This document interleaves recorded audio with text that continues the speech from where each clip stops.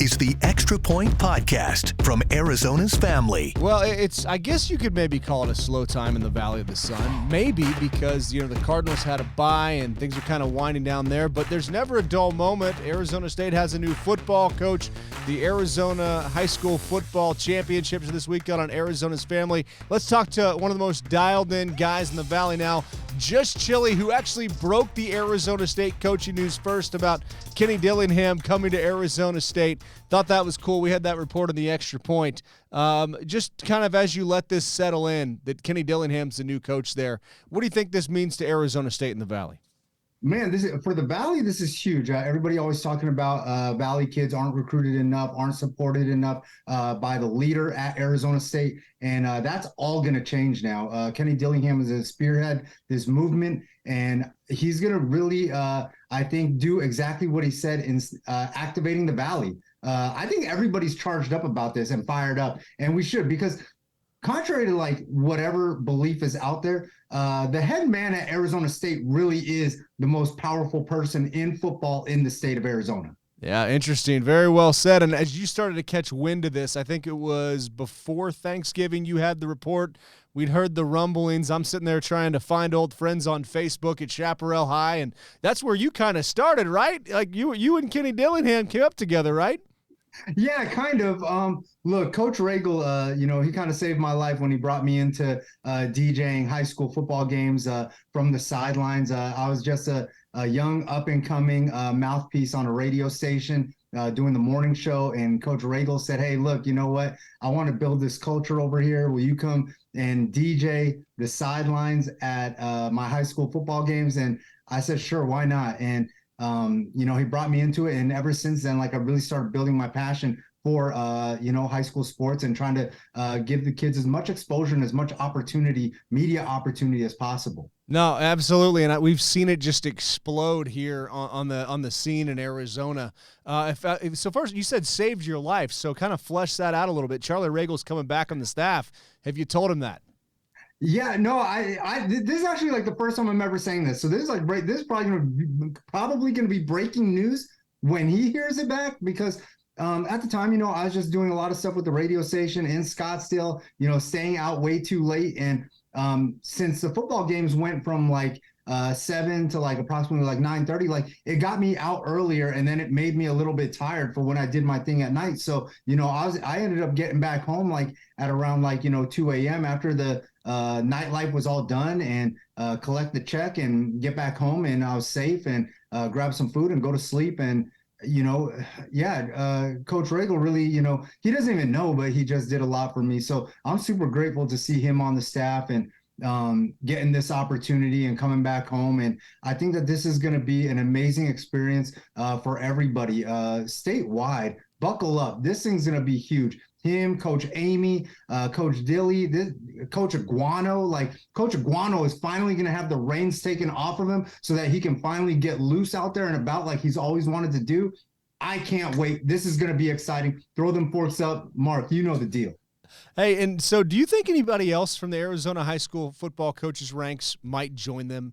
And I know there's some sensitivities here that guys still have jobs and stuff like that, but they've done such a good job of getting people in here. You think anybody else joins the list?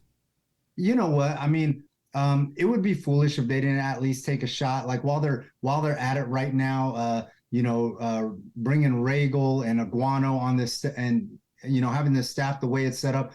I mean, they'd be foolish if they didn't at least try to poke at Coach Mons over there at Saguaro. He's young. He's not even in the prime of his coaching career. And he's on his way to doing something unprecedented with a back-to-back Open Division championships. If they beat Basha, he's already got one of those, proved that he could take a 4A team and compete amongst the biggest schools, not just in the country, but in the state, and take the rigors week after week.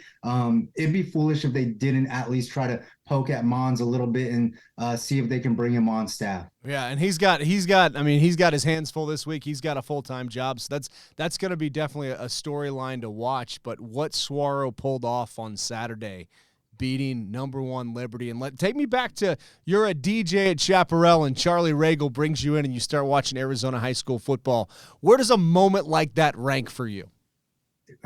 It was weird. I wasn't sure what to think, but I scouted it out. We used to do these things called football frenzies at the radio station. We had to give back to the community a little bit, and so we would come out at lunchtime, DJ for the big high schools and stuff like that for their big games. Let the kids vote on the website and stuff like that. And Coach Regal was like, I want to do something different. I want to do it better and bigger than everybody else. And I was like, shoot. I was like, just get any DJ. And he's like, no.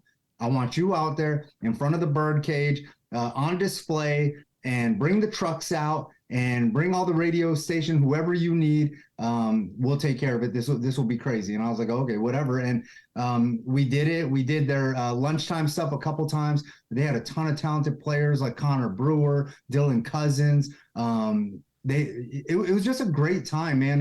And he was so cutting edge. Like you talk about like a player's coach, Coach Regal was definitely that. And it was a special time over at Chaparral. And obviously you can see it with the developments of all the guys that made it up over there. Coach Hamilton is now leading a team over at Desert Mountain. Coach Dillingham obviously climbing quickly up to Power 5 coach, youngest Power 5 coach ever. Coach Amy on the staff now here. Coach Huffine over there running the Tempe Union School District. And, Coach Regal obviously having spent 7-8 years Power 5 coaching, took over an FCS program, and now he's back home. So, and that doesn't even include the situation with the guy over at the Raiders. Like I knew him minimally, but I mean, yeah, this is such a cool time. And I hope that everybody in the Valley in high school all the way up through college really can appreciate this moment that we're living in. No, for sure. And I was over there too. I remember the DJ. I mean, I called some games for Fox Sports and Fox Sports Arizona. And I remember when Saguaro played Chaparral, and Saguaro didn't want to play the game. That was before Mon's time. So, yeah, I mean, we could, I guess, potentially have a Saguaro and Chaparral guy teaming up if they poke at Mons. And, I mean, who knows what he's going to do. But that would be interesting. True. Mons, I think, was an offensive coordinator on that team. He was on that team in some capacity. I can't remember if he was just coaching JV or if he was offensive coordinator that year. I think he was OC, but yeah, man, no, yeah, you're right, 100%. Yeah, he started the Argos and then worked his way up, and DJ Foster didn't play in that game, and their uniforms, you couldn't tell what number anybody was. And there were upset parents. And you know what? Jody Jackson that night did go get a parent out of the stands who was frustrated. And Adam Archuleta, my color analyst, who's now on the NFL and CBS, said he wanted to bathe in tomato sauce after that game. But I think it's moments like that. It went viral. Like that's kind of the stuff that grew the Arizona high school football legend and to where we are right now. How would you describe the last 10 years here? Yeah, I think, the last 10 years, which kind of around that time starts my, journey into this space.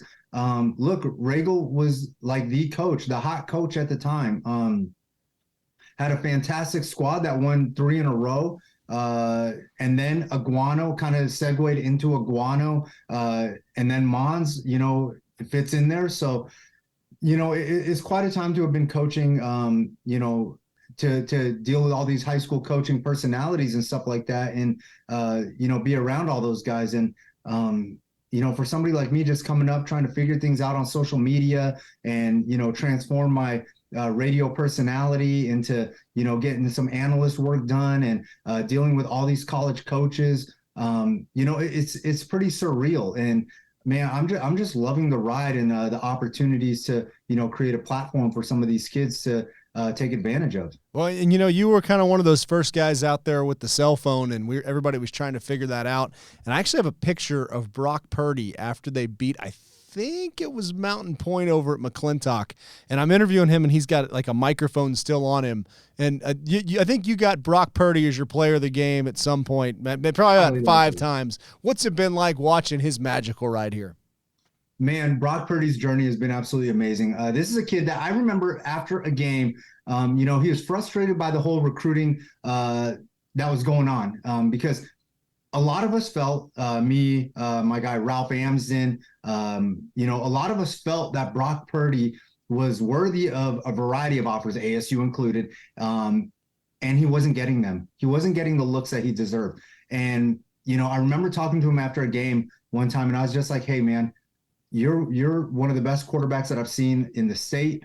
This is before I started branching out, covering around the country, but you're one of the best quarterbacks I've seen in the state. You're going to get an opportunity.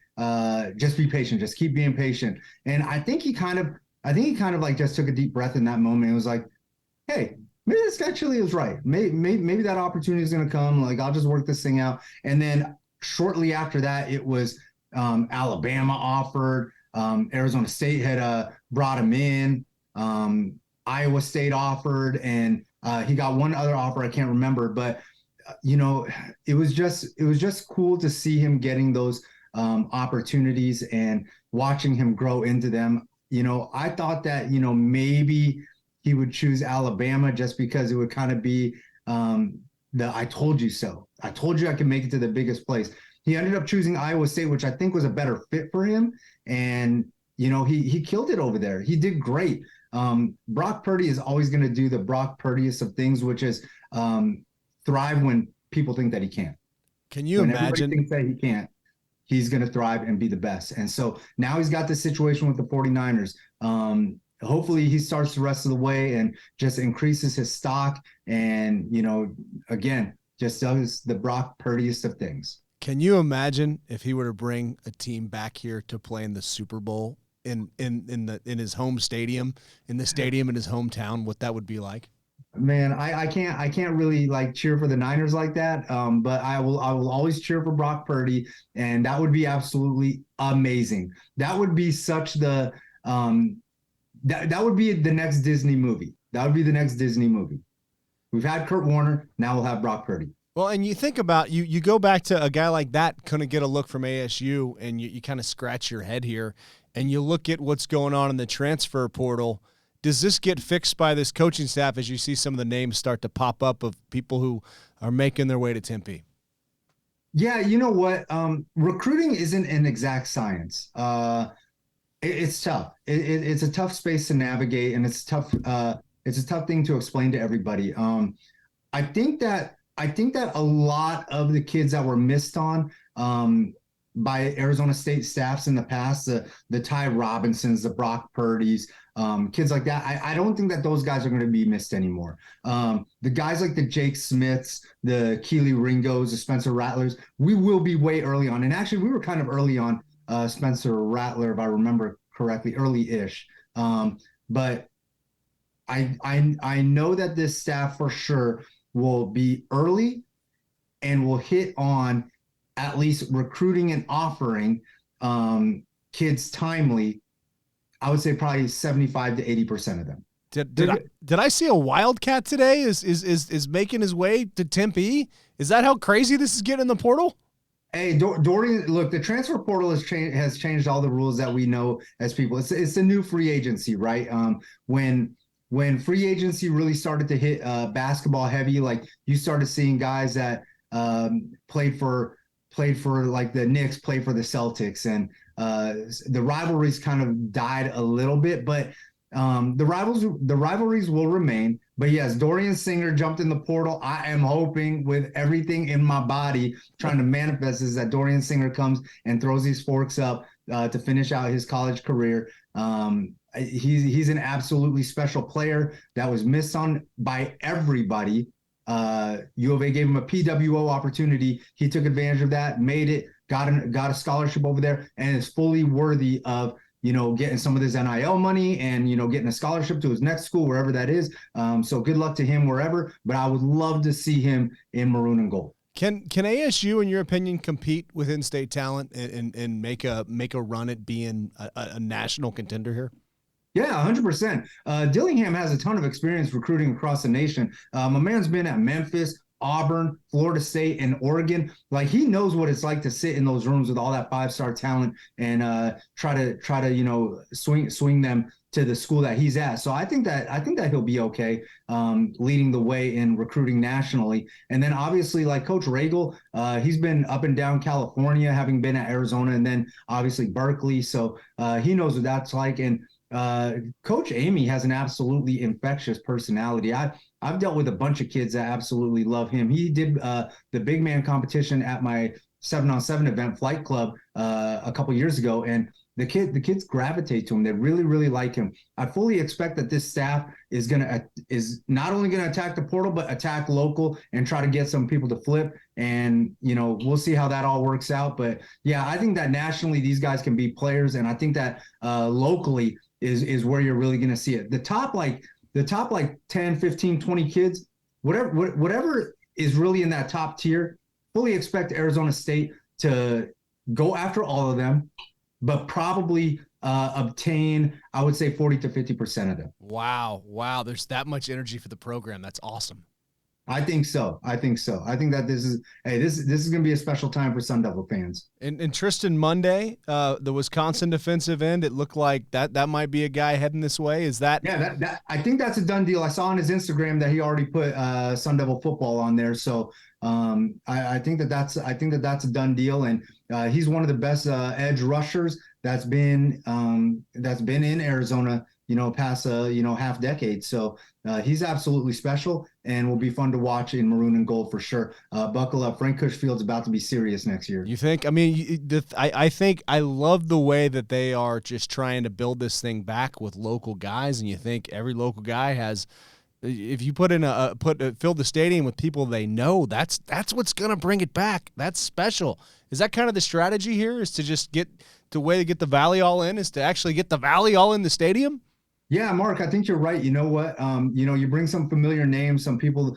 Everybody's on social media right now, and they're all following somebody. They're all following you or me or some of the other guys, Kevin McCabe, and all of us are tweeting at some point or another about a kid, and people are figuring out like, oh, hey, the name recognition is going to go together. And yeah, look, I expect Sun Devil Stadium. It's not going to fill up overnight, but I expect Sun Devil Stadium to be a little bit better than it was last year, and I expect the record to reflect what's going on. Also, I don't expect a 3-9 team. One thing that I do want to say. Aguano got a raw deal. That was a tough situation. Yeah. And I hope that everybody understands that, because I really think that it was his coaching staff that failed him. It wasn't the players.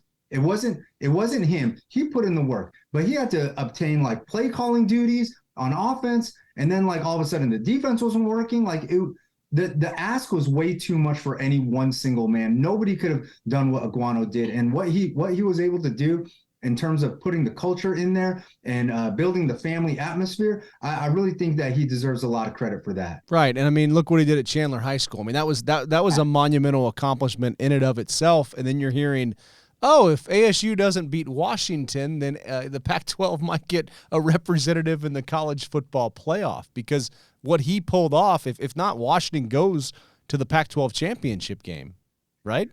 Yeah, look, I think we all saw what it was. It was a combination of things. Coach Aguano had some of this magic, and Trenton Bourget jumps in at the right time and has some of his magic. And when the two of them were together, I think that they were able to accomplish a lot. And one of those things was pulling off that upset versus Washington. Another one was getting that dub versus Colorado on the road.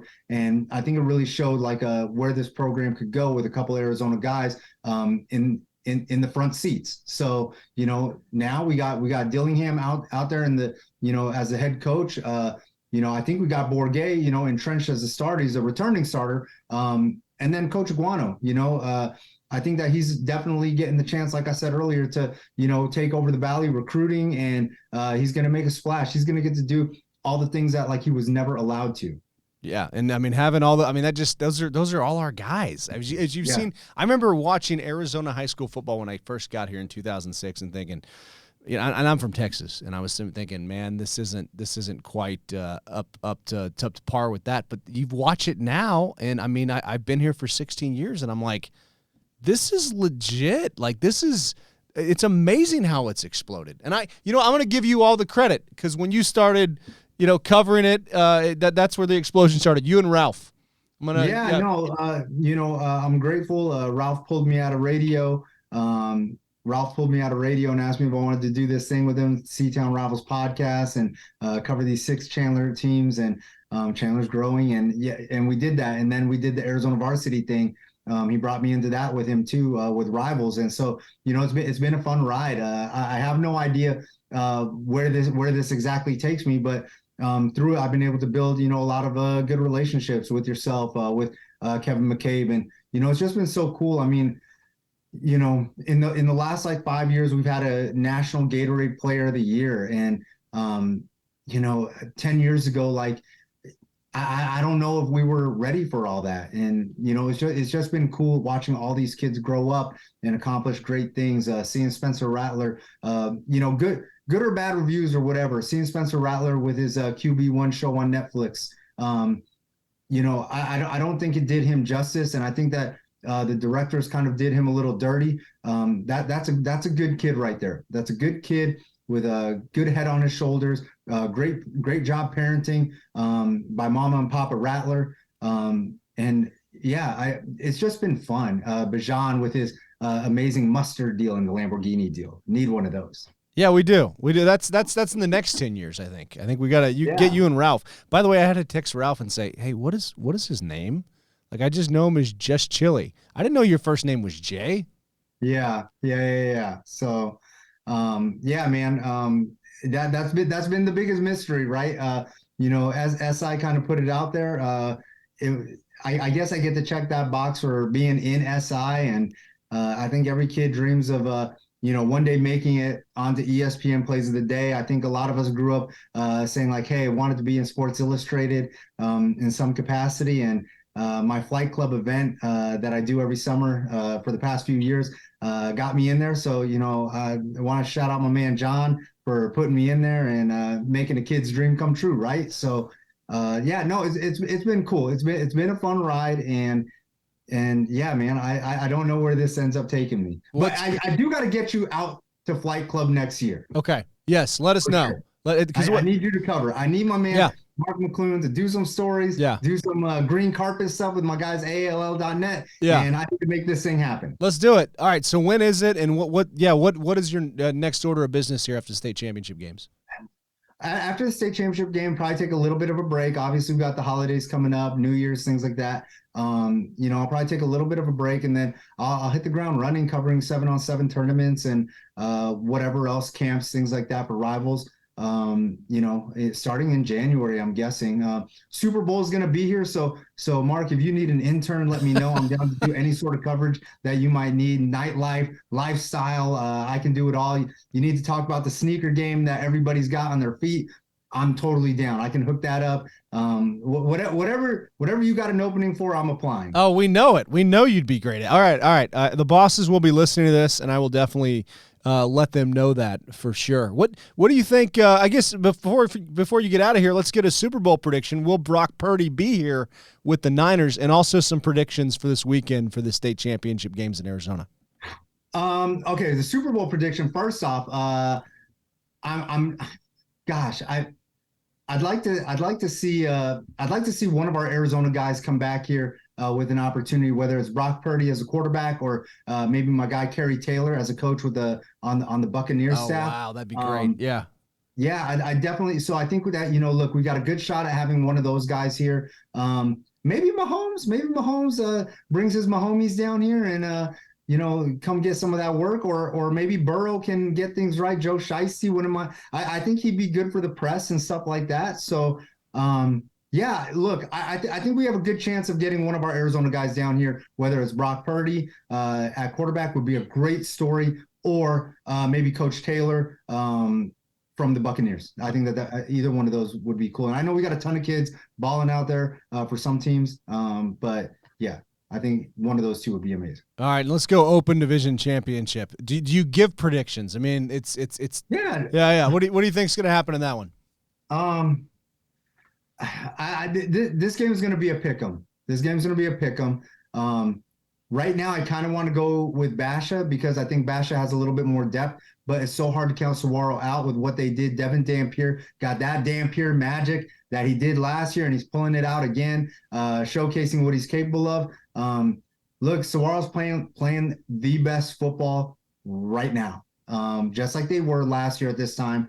I'm going to take a team in a pick'em, which my pick might change tomorrow. Give me doing this too. Give me right now. I'm gonna go recency bias. Give me Saguaro right now and a pick 'em. All right, that's kind of how I'm leaning too. I think if you to beat the champs, to be the champs, you have to beat the champs. I think the champs 100%. Have done it before, but man, Basha looked good the other night against Chandler. So hey, cannot thank you enough for your time. Let's do this again, and I'm gonna go ahead and work on the Super Bowl intern deal right now and see what we can dig up. You're a blessing, Mark. I really appreciate it. Thank you so much. The Extra Point Podcast is a production of 3TV, CBS 5, and azfamily.com in Phoenix, Arizona.